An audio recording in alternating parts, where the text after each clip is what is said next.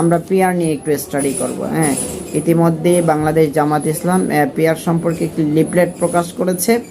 এই লিফলেটটা যাদের হাতে যাবে অবশ্যই পড়বেন এবং আপনারা এটা প্রচারও করবেন। এটার সুফলের দিকগুলো মানুষের কাছে তুলে ধরবেন। সর্বোপরি আগামী নির্বাচনের জন্য প্রস্তুতি গ্রহণ নিজেরাও করবেন এবং সমাজের পাড়া প্রতিবেশী সমাজের মানুষকেও নির্বাচনের ভোট দেওয়ার জন্য প্রস্তুতি গ্রহণ করার আহ্বান জানাবেন। বাংলাদেশের জনগণ এখন আগের চেয়ে অনেক সচেতন। তারা বিগত দিনে উৎসব মুখর পরিবেশে ভোট দেওয়ার যে আকাঙ্ক্ষা ছিল এটার প্রয়োগ তারা ঘটাতে পারে না বিগত নির্বাচনগুলোতে। তো এবার সামনে চাচ্ছে সুন্দর একটি পরিবেশে, উৎসব মুখর পরিবেশে ভোট দেওয়ার জন্য। তো এখনও যদি সে আগের মতো নির্বাচন পদ্ধতি থাকে তাহলে মানুষ ভোট দেবে কীভাবে? কালো টাকার ছড়াছড়ি হবে, ভোট কেন্দ্র দখল হবে, সহিংসতা হবে। তো এরকম হইলে মানুষ ভোট দিতে যাবে না এবং তাদের ভোট দেওয়ার যে আকাঙ্ক্ষা, যেই আনন্দ, সেটাও প্রতিফলন ঘটবে না। এই জন্য আগের যে নির্বাচন পদ্ধতি ছিল এই নির্বাচন পদ্ধতির আসলে পরিবর্তন হওয়া এখন সময়ের আকাঙ্ক্ষা। এখন বাস্তব সময় এসেছে এই নির্বাচন পদ্ধতি অর্থাৎ গত যে নির্বাচন পদ্ধতি ছিল আগের, এই নির্বাচন পদ্ধতির পরিবর্তন ঘটাইয়া নতুন নির্বাচন দেওয়া দরকার। আমরা দেখেছি ইতিমধ্যে জামাত একটি নির্বাচন পদ্ধতির দাবি করেছে, সেটি হচ্ছে পিয়ার পদ্ধতিতে নির্বাচন। তো পিয়ার পদ্ধতিতে নির্বাচন হলে কি হবে? এই যে তারা একটি লিফলেট প্রকাশ করেছে, এই লিফলেটে বিস্তারিত দেওয়া আছে।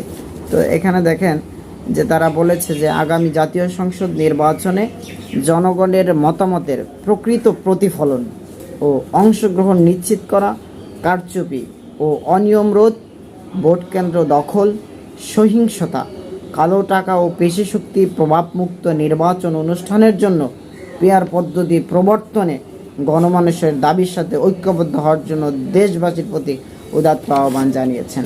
অর্থাৎ এখানে কালো টাকা ছড়াছড়ি হবে, ভোট কেন্দ্র দখল হবে, সহিংসতা ঘটবে, পেশিশক্তির প্রয়োগ হবে। তো এই জন্য পিয়ার পদ্ধতি হলে এই বিষয়গুলো ঘটবে না। এজন্য সময়ের দাবি যে আসলে নির্বাচনটা পিয়ার পদ্ধতি হওয়া প্রয়োজন। অনেকে এটা নিয়ে বিভিন্ন নেগেটিভ দৃষ্টিভঙ্গি প্রকাশ করছে। অনেকে এই পিয়ার পদ্ধতি নিয়ে অপপ্রচার ছড়াচ্ছে। তারা আসলে হয়তো বিষয়গুলো বুঝে না, অথবা বুঝলেও তাদের স্বার্থের কারণে তারা এটা নিয়ে তামাশা করছে।